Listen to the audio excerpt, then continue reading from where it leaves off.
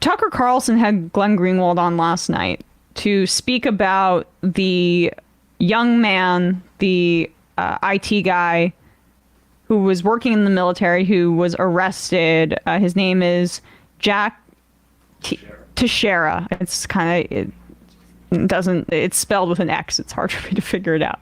But Jack Teixeira, he was arrested yesterday because he's the prime suspect in the leaking of sensitive military intelligence documents to a private Discord server, which it seems like he was trying to impress the other members of the Discord with the fact that he has a high level of security clearance.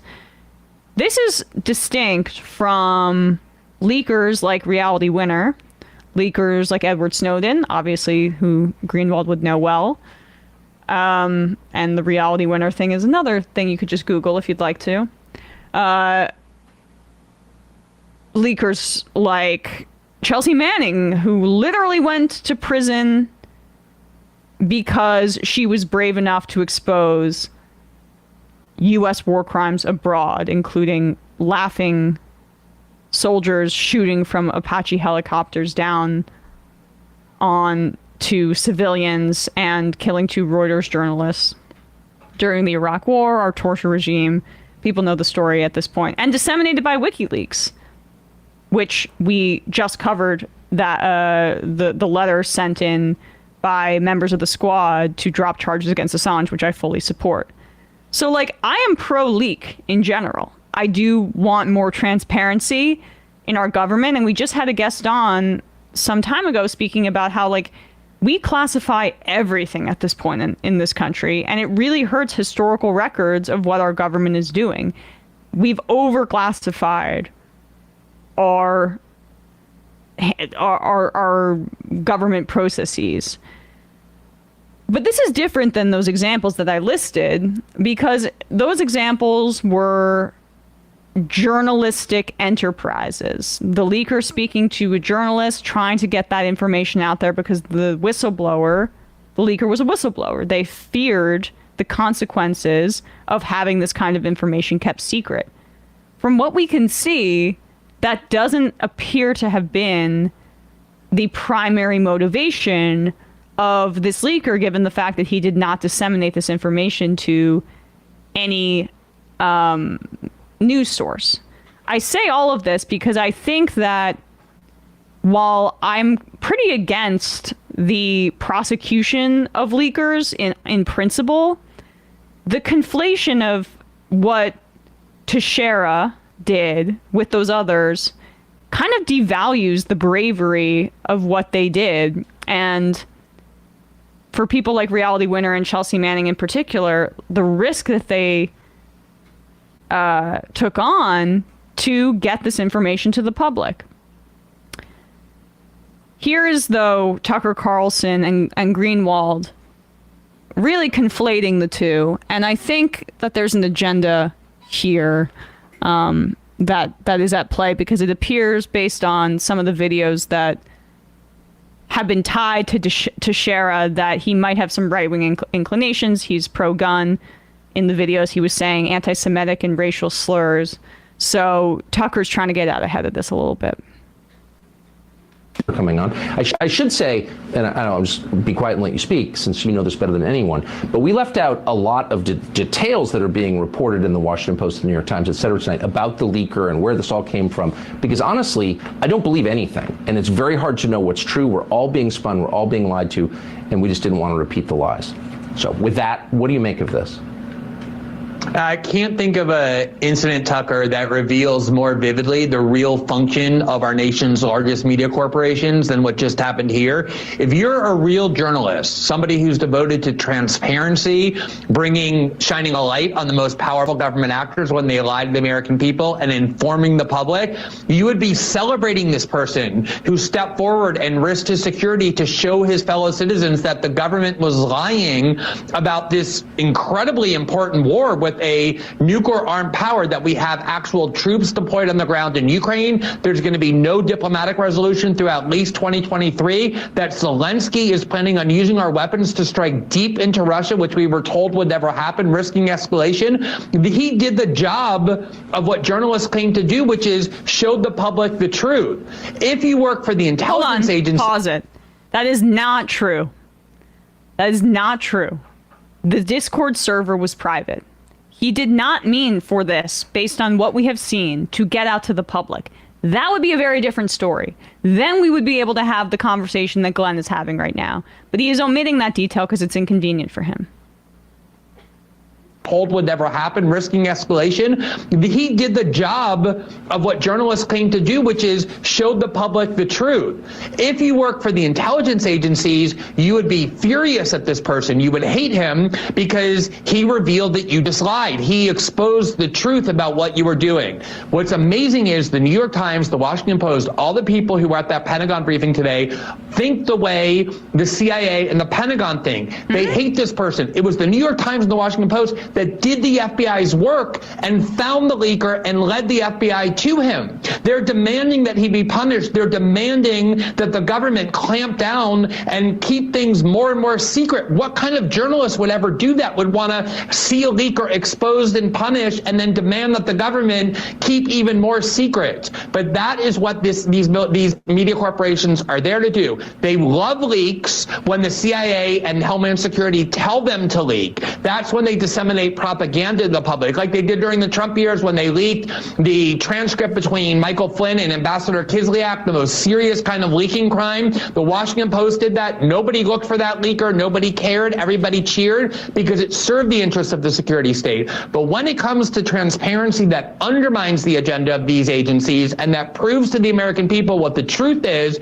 it's amazing that these journalists are on the side of the government and will actually hunt down the leaker and demand that he be punished even more.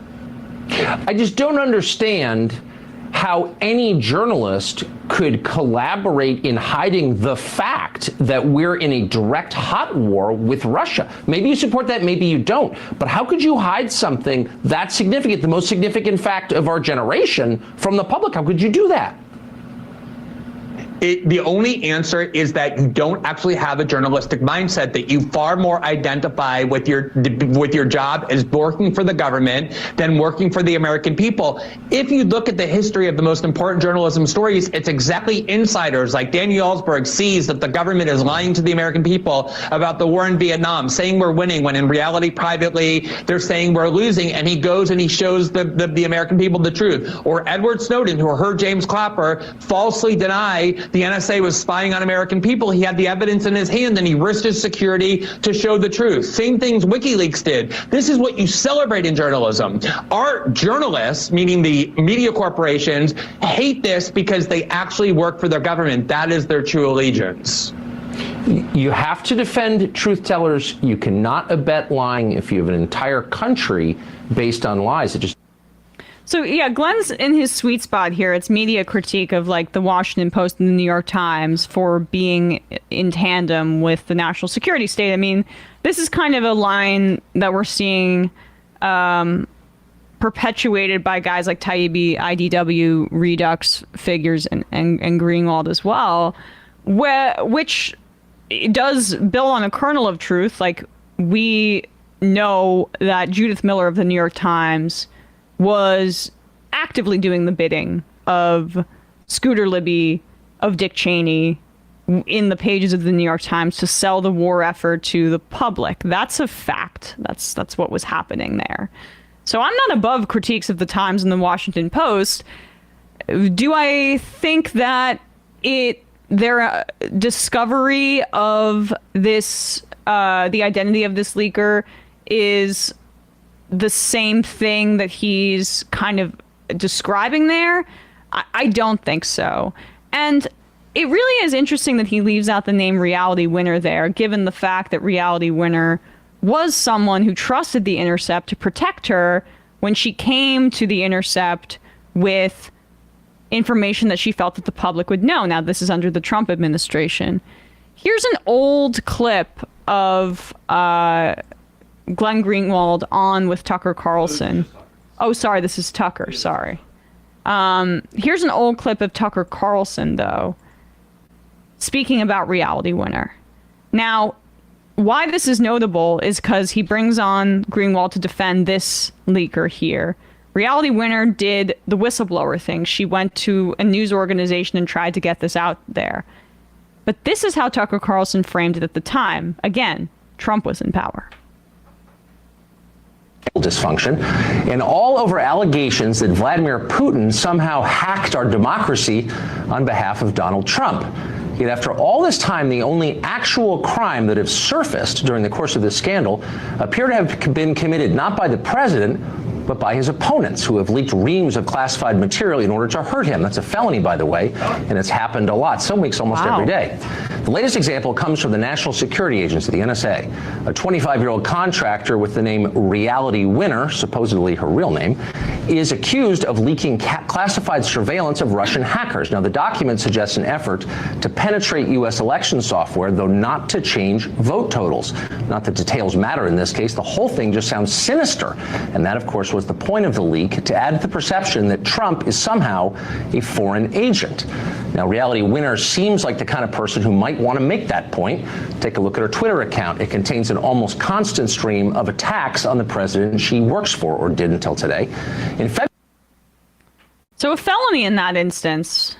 Tucker Carlson principled on protecting leakers, except in this instance where she should be charged with a felony. Critiquing whistleblowers based on their political prescriptions and their objectives in doing so, and how they go about disclosing their information.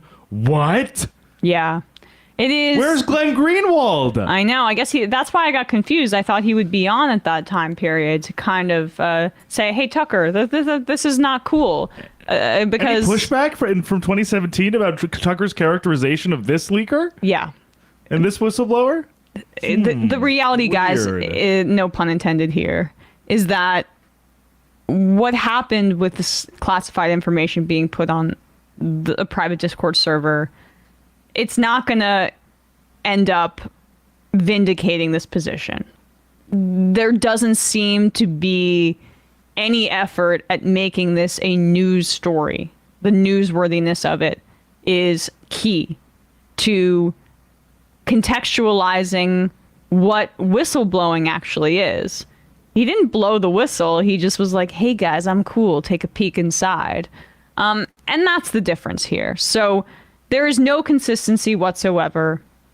The one consistent part is that guys like Greenwald and Tucker Carlson don't love leaks because they challenge the powerful. They love them when they challenge Democrats. And that's why that was the framing when there was a whistleblower under the Trump administration, and why this is the framing of like both the way Greenwald framed his very good reporting on the Snowden leaks, because that was under the Obama administration, and also how he's framing these leaks coming out under the Biden administration. This is a partisan project by him. And that's why Tucker Carlson's gleeful in getting out ahead of it. We're consistent here. The charges against Julian Assange should be dropped. Edward Snowden should be allowed back in the United States. Chelsea Manning should not have spent a second in prison. Reality Winner also should have been protected. We believe these kinds of things in principle, especially because those people that I mentioned were trying to get that information out there for the public good. Until that's proven with this case, I don't think that they're analogous. However, it's important to also stand on principle and say that writ large, like political prosecution, throwing this guy away in jail and throwing away the key is not something that I support. However, there's a very significant reason that the right is trying to make this case.